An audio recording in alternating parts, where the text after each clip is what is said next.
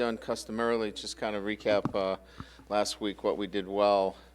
Um, I was pleased with the way that we obviously go on the road and all the things that go along with having the play on the road against a Power 5 team.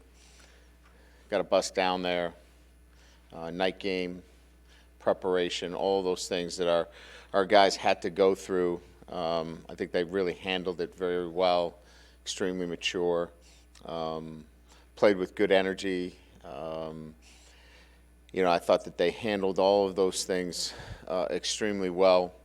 I think what we have to do better is,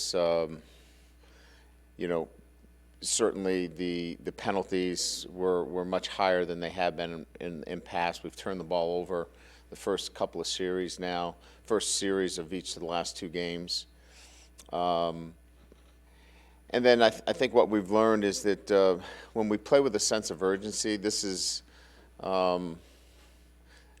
really, really good football team.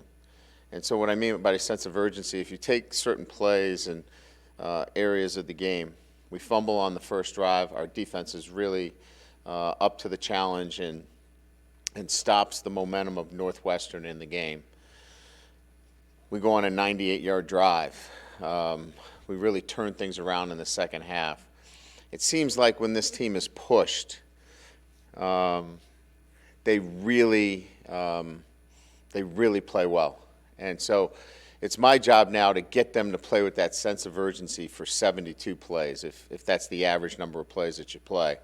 And I think that's what I've learned about this football team is that when they play with a sense of urgency, it's a really, really fine football team. We have our times where not that we don't play with a sense of urgency at a level that is,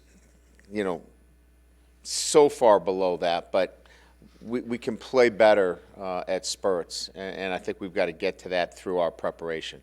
So the challenge this week is to practice better, practice faster, and be locked in for those 6 seconds. Because for 72 plays, what's that, about 7 minutes of playing time actually? And that's what we got to get to. So that's what we learned about the game. Good victory on the road. Now we come home. One of our goals this year was to defend our home field, and this will be our last opportunity to do that. And we certainly want to be able to finish that goal off. One of them internally that we had was to protect this stadium, and finishing that off against Florida State is certainly very important to us. Last home game for a number of seniors. That's obviously important as well. But I think just playing to that standard that I talked about in terms of that sense of urgency is most important. Florida State's a talented football team.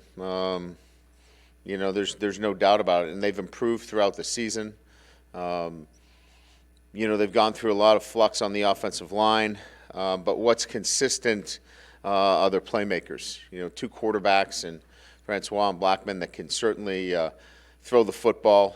And they've got a number of really talented playmakers. Cam Akers at the running back position, big back, and Patrick.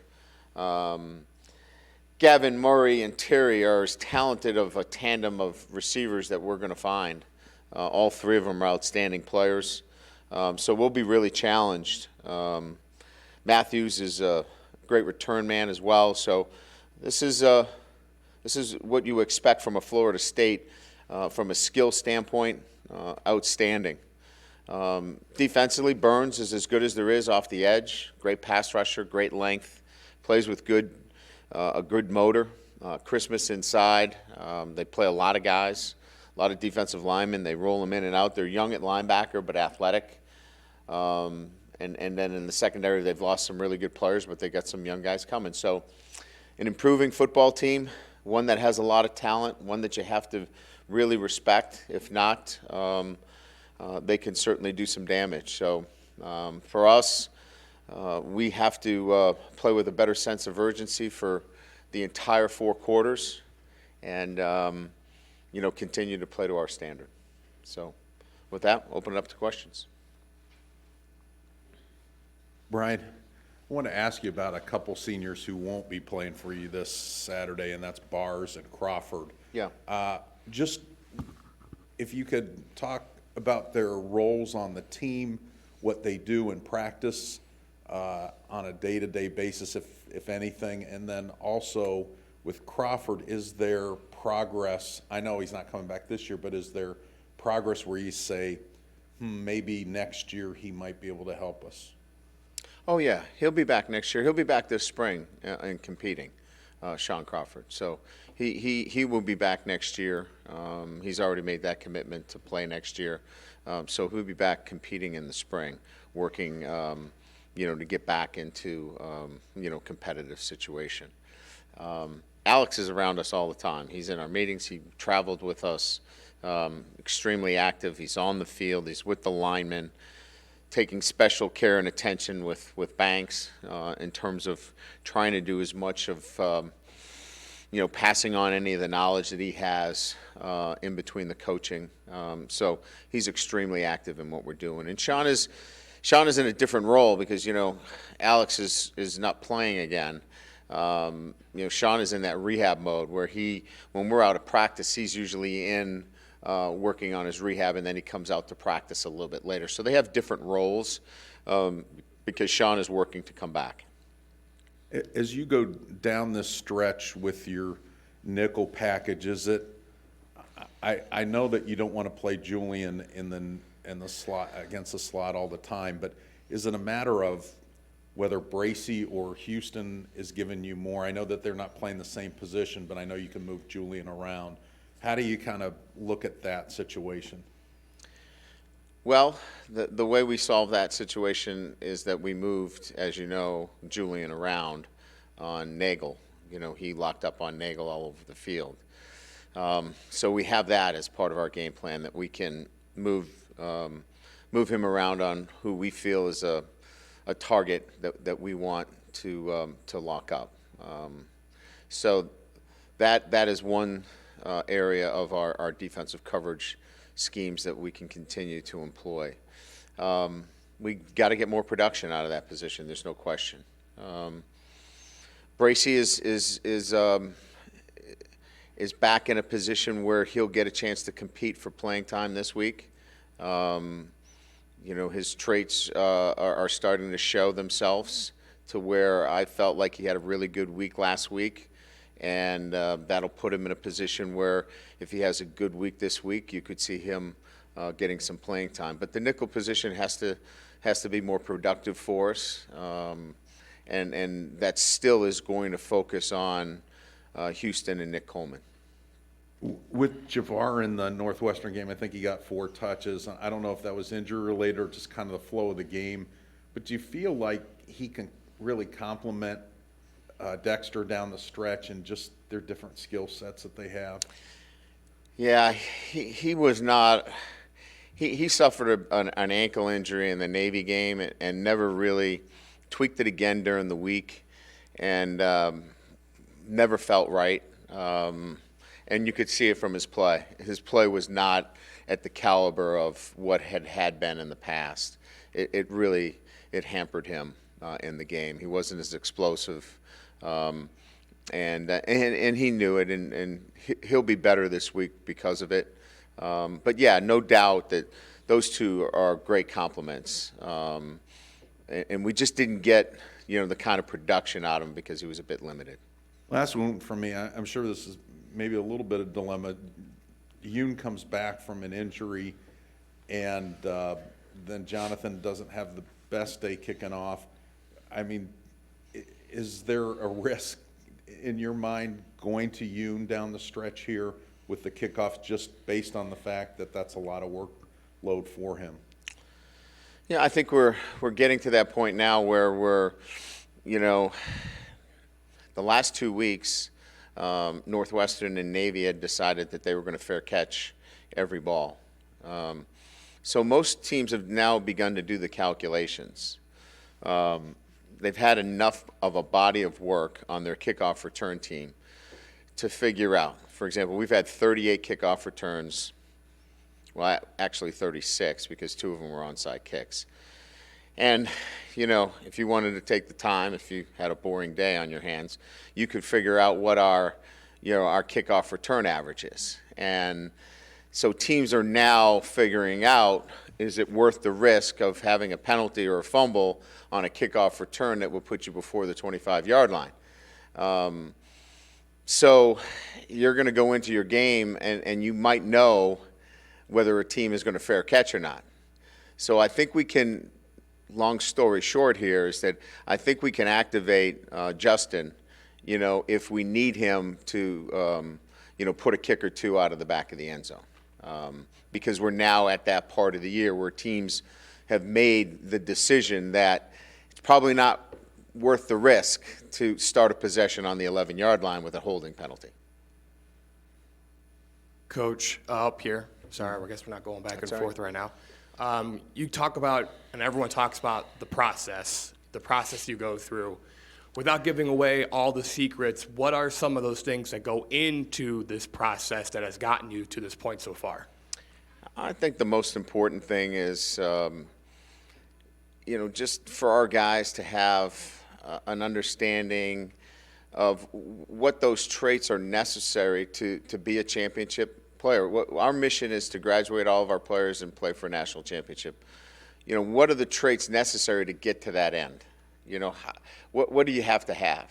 And one that I talk about all the time is an attention to detail, you know, because that's going to carry over, you know, on Saturdays. You know, how's your locker look? You know, are you 10 minutes early for meetings? Do we have to remind you about, you know, study hours and going to class? You know, that attention to detail is something that carries over, and that's part of our process.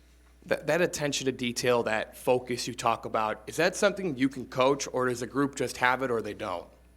No, it's something that you have to build within your program, and certainly you want to recruit players that already have that, but they're not finished products, and so it is demanding it every single day, and making sure that they're accountable if they don't reach those goals every day. You know, you mentioned every week that this group is a different team than years past. The level of focus on this team, where does it compare maybe to other teams you've had, though, in the past? Well, I think all teams that I've had have had some form of focus. It's just, you know, it's the entire group, and you know, this group in particular just needs to be reminded about what to do on a day-to-day basis. Once they're reminded about what to do, they go to work. And there are other years where you could remind them and they had a hard time doing it. Once you remind this team what to do, they stay on task. Okay, I guess it's. Yeah, let's stay over here. Okay. It's like the Hollywood Squares. We'll stay over here. And an X over here. Nobody even knows what all these Hollywood Squares are. You're like, what's that? Lou. Among the many seniors, this didn't exactly go individually for Brandon Wimbush the way he thought it would. And you said yourself before the Wake Forest game, you had a hard time sleeping that night knowing about the change.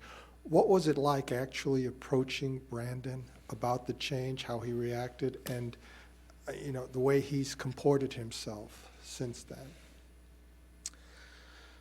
Well, I think we've all had to deal with, you know, tough conversations, you know, when you care for somebody and you know that they've been successful and you know, done all the things that you've asked them to do. We've all had those tough conversations in one way or the other. But, you know, so you confront them and you sit them down, and we had a conversation about it. And it's usually the follow-up that are the more difficult conversations. The first one, it's, you know, pretty short and to the point.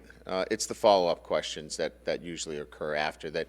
You have to, you know, stay, you know, in constant communication. And he's been great. You know, he's handled himself great. He's been a great teammate to Ian Book, quite frankly. He's been as supportive as any player on our team that I've ever coached.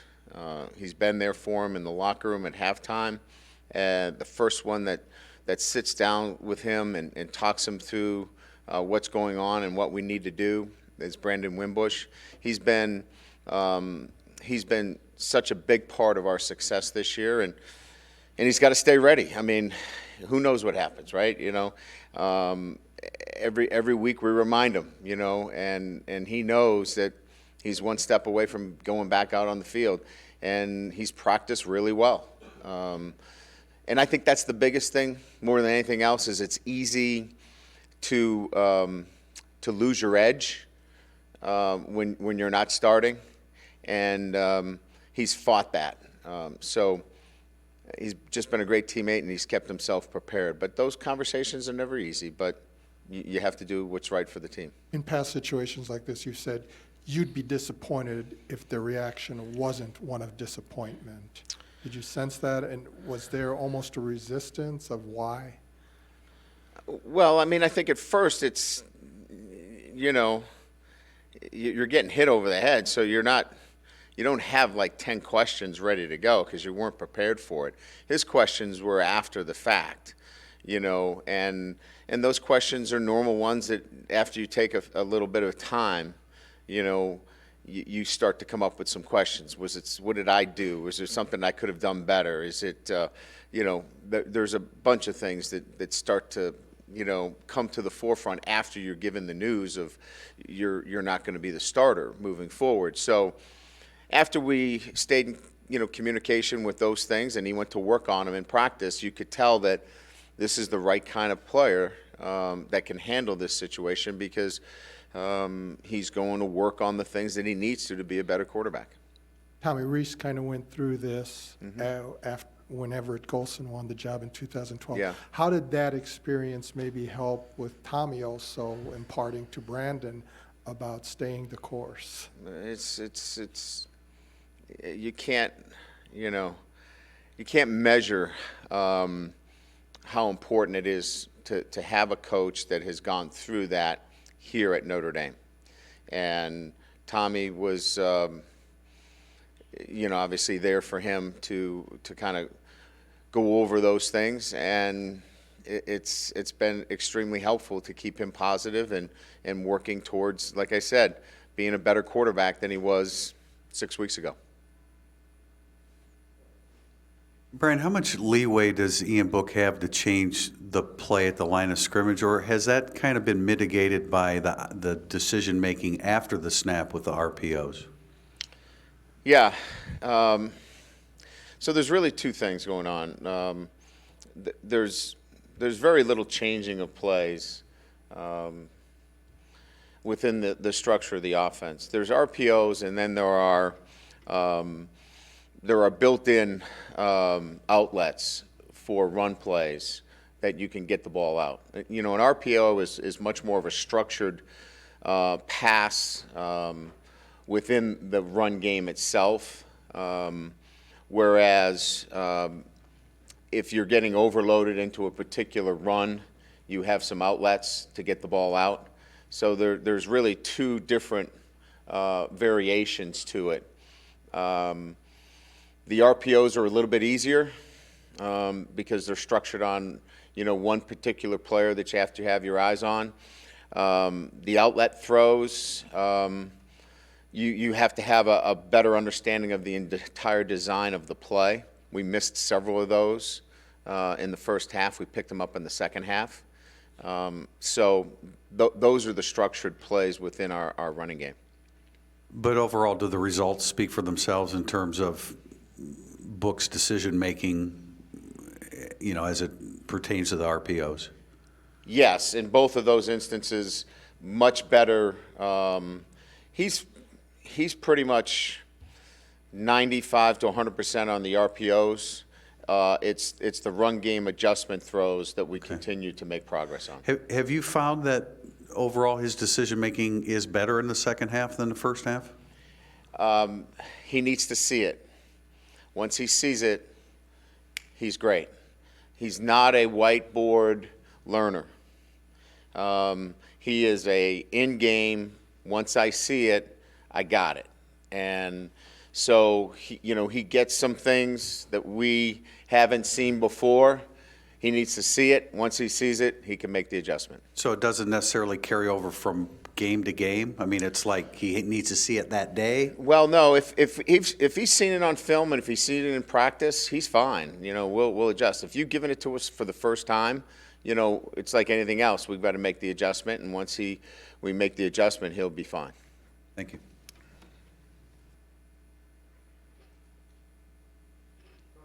Brian, you said in your opening remarks that Florida State has improved every week, but a lot of people are going to sit there and say they've given up 106 points the last 2 weeks. Where have you seen the improvement from them? I think offensively, primarily, their structure. I thought they were really efficient. They threw for 421 yards last week against North Carolina State. They had a hard time slowing them down. North Carolina State didn't get enough possessions. But very easily, if they can make a couple of plays defensively, that's a different game. So they weren't in some games early on. They were literally not in games. So, that improvement has put them now in a position where if their talent, right, and their ability to eliminate some mistakes and penalties, now they're back into some football games. They were having a hard time with, doing some of the very basic things in the first couple of games. They're much past that now as we get into later in the season. As a coach who has taken over programs before, is that common when you were first year with the program?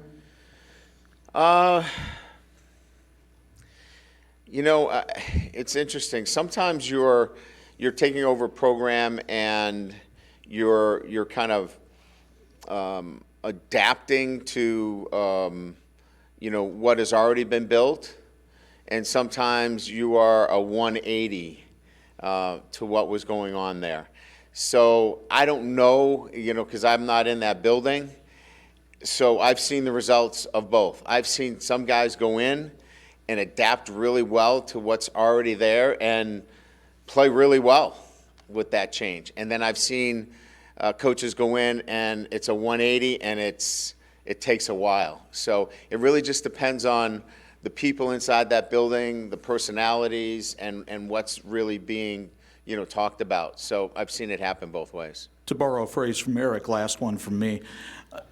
As Willie hands over the play calling duties to his offensive coordinator now, does that change any approach? Do you have other things that you have to worry about entering this game? No, I don't think we have to worry about anything other than, the receivers and the quarterback. I mean, and the back is outstanding. I mean, they're going to try to push the ball down the field vertically. So the passing game still becomes, a legitimate threat, whether Bell's calling it or Willie's calling it. They both, they're both good play callers. Brian, I've been asked to ask you this question. I'm a New Jersey guy, so I guess I'm interested in numbers, uniform numbers. Okay. How do you decide which players get what numbers when they're coming to school here? And how do you, I went through the rosters, about 20, at least 20 numbers that are duplicated.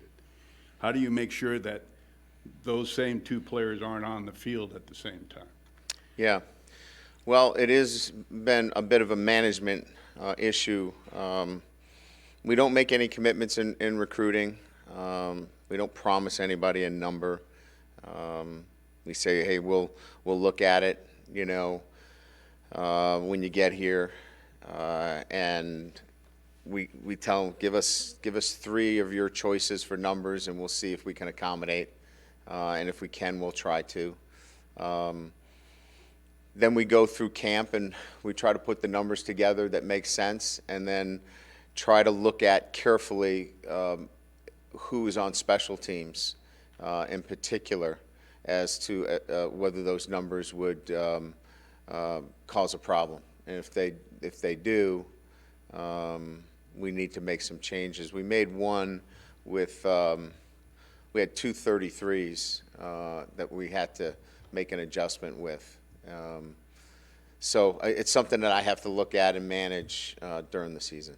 Yeah, because I guess it came up during that Florida Atlantic game this year that they got penalized for having two players with the same number on the field. Yeah, we had it earlier, I think in 2014, where we had two number threes on the field. So we've been down this road before. So we look at it, manage it, make sure that we don't have anybody that could possibly get on the field that would have a duplicate number. Last question. I noticed on the roster, too, there aren't any number ones. Yeah. Is there a reason? Yeah, we're waiting to overtake. We want the number one winning percentage in college football, and then we'll issue that jersey out to a player that befits the traits necessary to be the number one winning percentage in college football.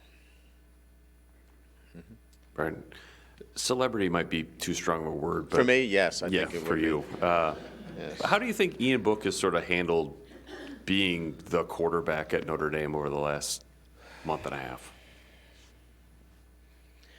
Yeah, that's a good question. I think he's handled it pretty good. I think he's aware of the scrutiny that comes with this position. I think that he's very cognizant of the fact that now whatever he does, wherever he does it, he's under a microscope. But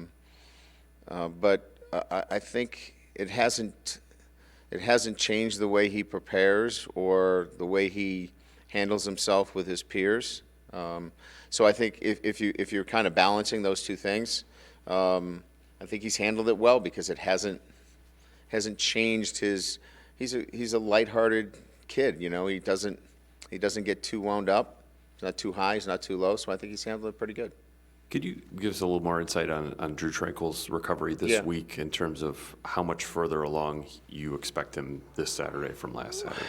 And I'm not trying to be the doctor here or not the doctor, but it really doesn't matter what anybody says. It just matters what Drew says. So Drew tells me he's playing every down. So he's he's committed that he believes that he is in a good position that he can play every down this weekend. We'll see how he practices today. He had no ill effects from the game. He didn't take a step back and feels like he's stronger and that he could play every play. So this week you'll practice him as if He nothing is. had occurred. Yeah, I think we would like to, our training staff, myself in particular, Clark Lee, would like to be judicious with his reps. We'll see if crazy man Drew Tranquil will abide by that. We'll see what happens. He doesn't want to come off the field. I think last weekend you were on ESPN.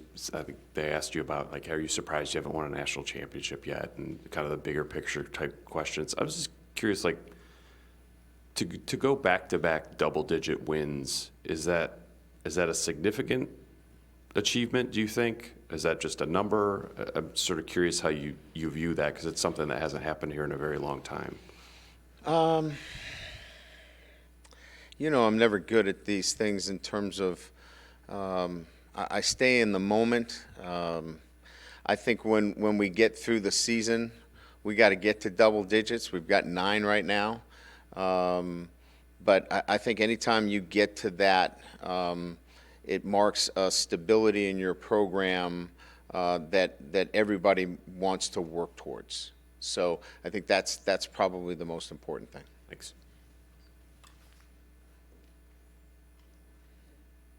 All right.